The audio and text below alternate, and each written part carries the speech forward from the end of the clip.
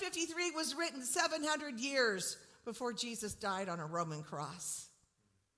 Yet as you read the entire chapter and you read the words, it's like you're reading an eyewitness account of the crucifixion.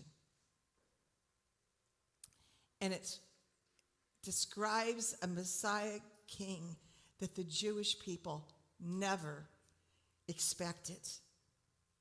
Our text today in verse 1 begins with a rhetorical question that is in actuality an exclamation rather than a question. It is, who has believed our message, and to whom has the arm of the Lord been revealed?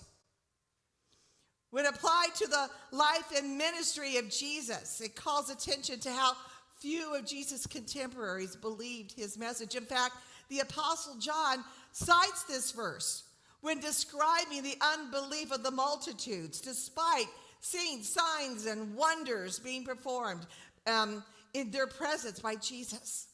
John 12:37-38 says this: even after Jesus had performed so many signs in their presence, they still would not believe. This was to fulfill the word of Isaiah the prophet.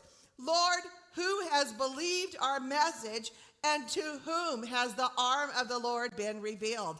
Now, the arm of the Lord is a very commonly recognized metaphor in the Old Testament for the mighty acts of God that God performs for his people, his chosen people. Exodus 6:6 says, therefore say to the Israelites, I am the Lord. I will bring you out from under the yoke of the Egyptians. I will free you from being slaves to them, and I will redeem you with an outstretched arm and with mighty acts of judgment. Isaiah 52:10, the Lord will lay bare his holy arm in the sight of all the nations, and all the ends of the earth will see the salvation of God.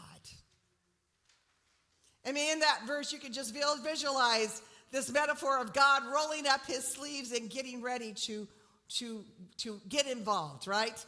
To act, to battle on behalf of his people.